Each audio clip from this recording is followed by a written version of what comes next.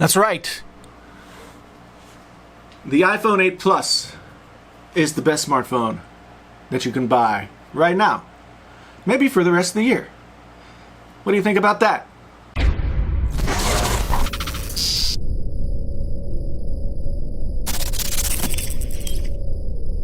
Now, many of you are probably thinking, hey, this guy's crazy. How could he say that the iPhone 8 Plus is the best cell phone that anybody can buy because it's just the same old design and it's just, all this other stuff and blah, blah, blah, blah, blah, blah, blah. Well, I'm going to go to a higher authority, let's say. I'm sure if you're watching my channel, then you're probably familiar with MKBHD, Marquez Brownlee, who is, according to everyone, the best person who does this kind of stuff. And he is really good. I'm a big fan. So, I want to break the iPhone 8 Plus down with his list of the 5 pillars of the smartphone, okay? I don't know that I fully agree with him on the 5 pillars of the smartphone, but I'm going to use his 5 pillars and we're going to use that as a place to start our discussion. Pillar number 1 is build quality. Now, I know that you guys love it when I wipe my phone, but I don't think there's anybody out there who can say that the build quality of the iPhone is anything less than stellar. And the one benefit that using the same design from start to finish over the last 4 years is that they have gotten it right this time. Now, okay, so some of you are saying, well, how can you like the 4-year-old design? Well, let's take a trip back through the history books. You remember the big thing that whenever the iPhone 6 came out, the big trouble that was all about? On the back, there were the antenna lines. It just made it look like it was wearing a jock strap, right? And everybody complained, oh, the antenna lines are messing up everything. iPhone 7? Antenna lines, not so much. They figured out a new way. Now with glass back, no antenna lines whatsoever. There are 4 little bands across the bottom right there. And those 4 bands are arguably part of the design, or, aesthetically pleasing as opposed to functional over form. Over the years, they have been able to get this design better and better and better. And now, with the addition of the glass back, they've come up with this incredibly elegant, very classy looking smartphone that hits all of those build quality perks. I mean, solid 7000 series aluminum. The glass back is a Gorilla Glass 5 or something similar. Same thing on the front. The home button is just slightly recessed. The camera hump, has never bothered me too much, but some people don't like the camera hump. And the thing is, it feels hefty, it feels solid, it feels good in the hand, as they say. So I got to give a big check mark to build quality. What's number 2 on the list? This might be the most controversial of all the things on the MKBHD 5 pillars of great smartphone list. Display. Some people are going to say, how could you even argue display when you have a 1080p LCD screen that is the same panel that's been used over and over and over again by Apple? And I don't know that that's exactly true, but it is a 1080p screen. That much is absolutely true. But I can say with all confidence that I have never looked at this screen and said, oh, gee, I really wish that this were higher resolution. Or I really wish that, it didn't look so blurry, or that the colors popped more. To me, the colors pop. I'm not a spec specialist. But what I know is this screen looks good. It always has looked good. And one thing that it does, especially for the iPhone 8, or for the Plus models, is that it helps preserve battery life. That's something that we'll talk about later on. The display for me is a plus, and what really puts it over the top with the 8 Plus and the 8 is the trutone feature that they have first put on the iPad Pro 10.5, and now they've brought it here. It just makes the phone look the way it should, in just about any lighting situation. So it adjusts to the lighting in the room and gives you just the right color temperature, which to me means the display is improved. And so maybe I can give it a sort of a half a check mark because it's not up to the specs. You know, if you're one of those specs people, it's not up to the specs of many of the Android phones out there. It's not up to the specs of the iPhone 10 that's going to be coming out, but it is still a fantastic screen that has never left me wanting for more. Number 3 on MKBHD's list is camera. And the folks at Apple have been winning on camera for many, many years. I mean, all the way back to the iPhone 4. That was my that became my camera. I haven't owned a camera since iPhone 4. And it's only gotten better. I'm going to throw up some shots that I took. I haven't had time to really go out. I'm not a huge photo taker, but I'm just so impressed with what this camera can do. Whether that's the still camera with the portrait lighting effects that can happen. They're not perfect, but some of them are very cool. I'll show you pictures of my dog. But the fact that this thing can shoot 4K 60 frames per second. 4K 60 frames per second. If you're not somebody who deals in video a lot, then that might not mean a ton to you. But 4K 60 frames a second, like my Panasonic G7 right here that I'm using shoots only 4K 30 frames per second. So this is like one of the cameras that, you know, it's the budget camera that many YouTubers use, and it's what allowed me to go into the 4K land. And this phone does 4K 60 frames per second. Nobody else can do that. So until somebody else can do 4K 60 frames a second better than the iPhone 8 and the 8 Plus, then the iPhone wins best camera. Performance. Now, I'll throw up my benchmarks. If you've been watching my videos, you'll know. Benchmarks are not anything that really matters all that much. But what I will say is, when I touch the Touch ID, it opens immediately, as if it's just a very seamless process. There's nothing pushing this, and I haven't gone and tried AR or anything yet, but that's what this phone is built for. It's built for something further along the line than just doing what phones normally do. My experience with the Samsung phones has been somewhat different. My experience with all the Android phones that I've used has been somewhat different. They do get a little hitchy, laggy, whatever. It happens. You can't really argue with me about it, because if it's happening to me and it doesn't happen to you, that doesn't mean it's not happening to me.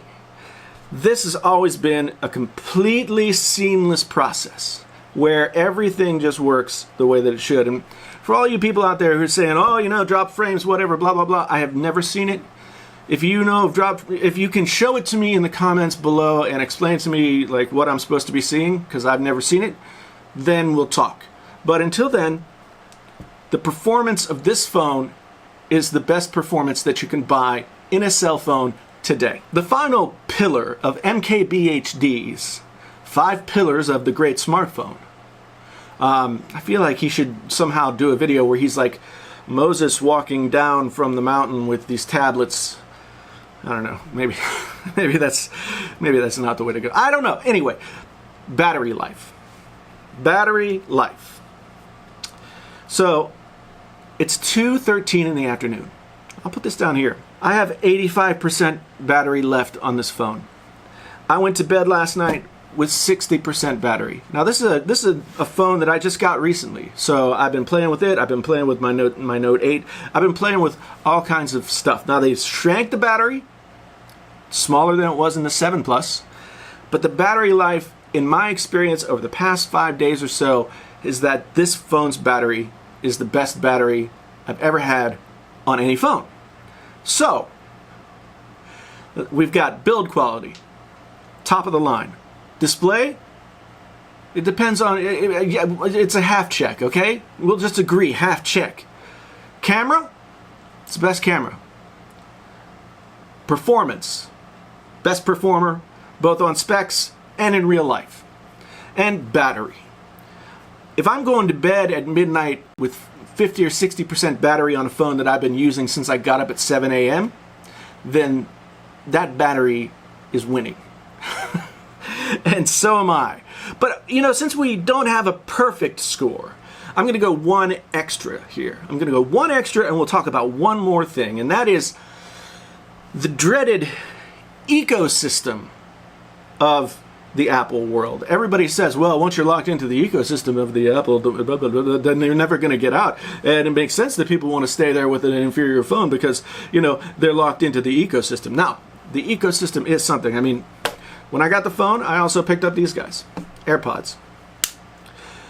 I'm going to do a separate review on these. I'm a big headphones guy. If you came to my channel watching my headphone and headset videos, then you know what I'm talking about. But the thing about this is when I open it, and look, I opened it, and I'm sorry, if you can show me something like that that's as magical as that on any other phone, then I'll eat crow, as they say. But it's not just that the headphones connect as soon as you open the case. It's not just that all of your stuff goes to the cloud. I mean, that happens, but it's little things like AirDrop, which for me as a content creator, especially if I'm filming on an iPhone and then I'm editing on a Mac, AirDrop, it just all of a sudden just goes right over there. So the whole ecosystem of the Apple world, all of the devices, from the computers all the way down to the smallest accessories, are made to go and work together. Once these are paired with this phone, these things are paired with every Apple device that I have registered under my Apple ID. So we'll give the other half check that we lost on display to ecosystem. And that is how Apple wins. Okay? They build the phone into your lifestyle. I'm not saying that Android isn't also a completely viable and awesome experience. I'm recording right now with the Note 8. I'm a big fan, but here's the thing. When you go through the list, okay, and you know, tweet at MKBHD and ask him what he thinks, but the build quality of the iPhone 8 Plus is superior. The display is as good as I've ever needed it to be, and I've never been left wanting. The camera is better than every other camera, if only because of the 4K 60 frames per second shooting, and the performance outperforms everybody else. The performance of this thing outperforms some of Apple's computers, for God's sake. This A11 Bionic chip outperforms real computers. So performance is a win, and then battery life also is a win. Now, it's not the same with the just regular 4.7-inch models like the iPhone 8. Battery life on those has never been good, and that's why I went to the Plus. That's why I think the Plus is the best phone that you can buy. So, tell me what you think down in the comments. I can't wait to hear this. I really appreciate you being here. And yes, I'll stipulate that it's possible that the iPhone X will come out and it will be a better phone in every possible way, and it will tick off this list and it will blow everything else out of the water, and I will have to take this back. But for right now, I am not, as they say on Wall Street, bullish about the iPhone X. I'm a little wary. I've heard they've had some production problems. I've heard they can't get the screens that they're getting from Samsung. I've heard a lot of things, and I don't know if they're all true, but I've heard them. And there are a lot of things that have to go right the first time for the iPhone X to be the phone that everybody wants it to be. It's going to have the same camera. It's going to have the same internals. I think it's going to have a smaller battery. It's going to be a smaller phone. And the build quality, we don't know yet. We don't know yet. It took them 4 iterations to perfect this build quality. The display, the OLED, you know, we don't know how it's going to go. Some people have left me some comments about how there's like 240 4K cycling and all kinds of other stuff. I don't know. I'm not a spec head. But we don't know about the display. We don't know about the battery.